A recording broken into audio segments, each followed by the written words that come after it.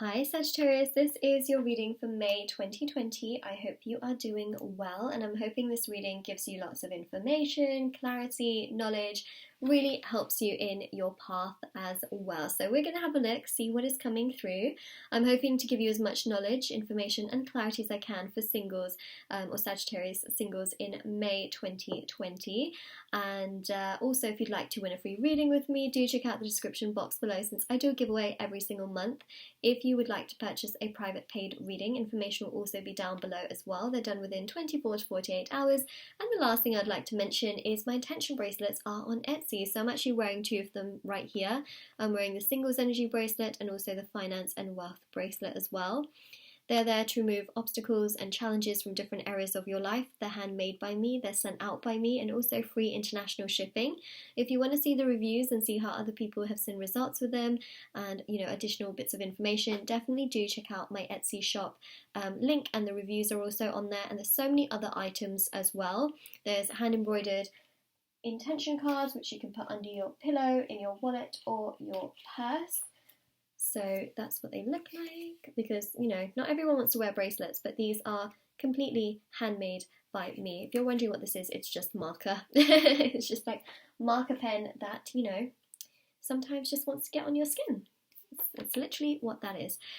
So let's get started. Okay, so this is going to be for Sagittarius, Sun, Moon, Rising and Venus signs. We have here the Devil. Okay, I feel like I haven't seen the Devil in a while, so they're those things. Interesting. Hello, Devil. You little devil. I'm just kidding, okay. Someone here is feeling very possessive. I feel possessive, wanting love.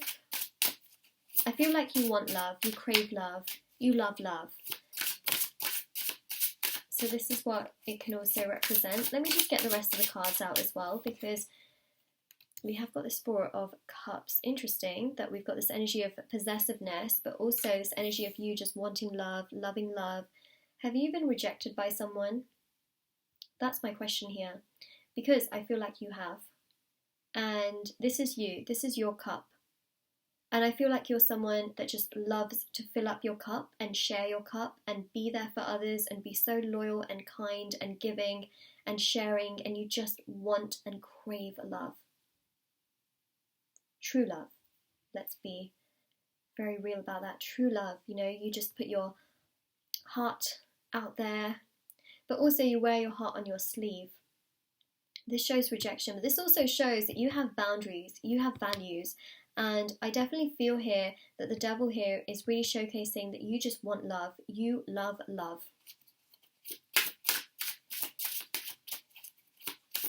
It's also possible that you may have also been possessive in regards to love. So when you really like someone, seeing that person with anyone else or interacting with them interacting with anyone else can just make you feel really jealous and possessive or obsessive over that person.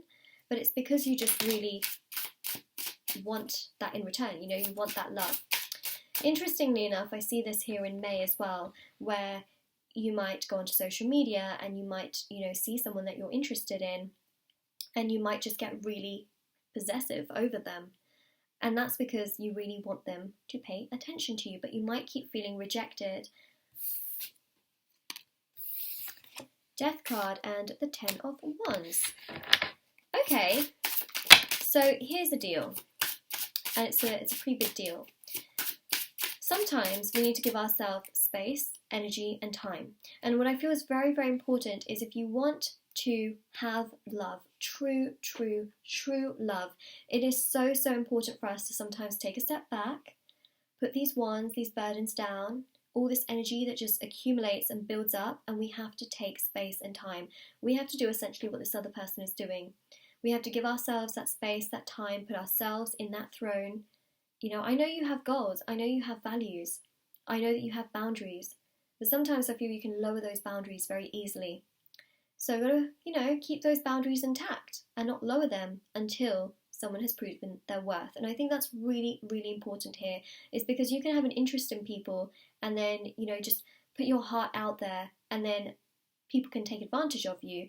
That's what I'm seeing. So to stop that from happening, what I'm seeing is that in May, you can attract someone here. You can. But it's really important about putting yourself first. If you want love, you got to give love to yourself. If you want commitment, you've got to commit to yourself. Otherwise, I see you just going in a cycle, and that's not healthy, right? That's toxic. And that's what the Devil card shows here. Toxic chains. Being tied to ideals. So we have to take action here, which, by the way, is exactly what this Emperor energy shows. Put energy and love into yourself and watch how things change. I always say this, energy is so powerful and so potent. Sometimes when we're constantly chasing or wanting, certain things, we just feel like we're going in a cycle and we're attracting the same kinds of people, or we're attracting the same kinds of emotions, and our space just gets so crowded and we feel like we're hitting a brick wall every single time. This, however, shows in May, if you put yourself first and you put yourself on that pedestal and you do things for yourself and just put love on the back burner, it actually speeds up the process of love rather than focusing constantly on love. All right, sometimes what happens is that I feel here, you focus on love so much and have on the past that it's just been you going in a cycle. Here, you're breaking the cycle. Why? Because you're putting yourself first and you're focusing on other things, your goals, your hobbies, your dreams. This is you taking action. And what does it bring? It brings interest. Oh, it brings interest, it brings communication, it brings something pretty strong, okay? Even for those of you that have been in a situation with someone, or for those of you that have had crushes on people who have just rejected you. You are breaking the cycle, you're breaking those chains, you're putting down these wands, and you know what? Death is also about transformations, transitions. Death is also about death and rebirth. This is about putting energy truly into yourself, and when you do that, spiritually, everything changes. You become a magnet for miracles. As I mentioned, we have to also treat ourselves in the way that we want to be treated, right? So if you want love, you got to give yourself love. If you want passion, you got to be passionate with yourself. I know that sounds really strange to say, but basically, it's about feeding yourself, nourishing yourself with that energy. It really is, pampering yourself, taking care of yourself, especially if you want someone else to, also take care of you in that, in that sense. Ultimately, you have to give to yourself too, and then things fall in place. The universe, I think, is really testing you, really testing you. You just can't make this up, honestly. Look at this, Temperance, that is you, right? But Temperance is also an angel card. This is about balance, flow, being patient with yourself, putting energy into yourself, and trusting the divine. If you feel like you're going in a cycle, we have to break out of that cycle. And I see you here doing that in May. Why? Because not only, right, Death card is ruled by Scorpio. Here's the importance of it in regards to astrology and what's happening in May. At the very end of April, we had the Pluto retrograde. Pluto is a planet which has a very strong Scorpio tie to it. And Pluto is all about, I know it's a dwarf planet, sorry, I should have just said that as well. I know I just said it's, planet, but it's a dwarf planet. And it's all about transformations. And that retrograde goes through May. In mid-May, we have the Venus retrograde, Saturn retrograde, and the Jupiter retrogrades. These also teach us to put ourselves first, especially if things are imbalanced in a specific area of life. So, that being said, this is about you putting yourself first, and then watch how the universe brings you what you desire, deserve, want, and need. Or feel at least that you need. Okay, so putting yourself first is actually giving you those gifts that you are wanting, but you have to be patient and you also have to put that energy into yourself. So try not to wait, be patient with yourself. If you want someone to be patient with you, you've got to be patient with yourself. But also it's about not waiting, right?